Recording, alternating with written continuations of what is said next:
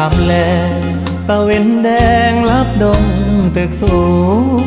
ใจลอยอยู่ในเมืองกรุงไปถึงทิวทุ่งท้องนาคือทอดแม่พ่อ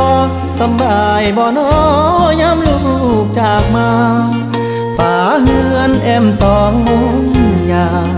หลับตายังจำฝังใจมาอยู่เมืองไกลบ่อุ่นใจคืออยู่บ้านเฮา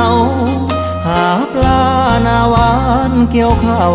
ของขึ้นเหล่าลาบขมต้มไก่หนาวหมอกจางจางไอดินกลิ่นฟางยังค้างในใจหอมเอ่ยหอมกลิ่นเข้ามาน้ำตาสิไหลย้ำคือทอดบ้าน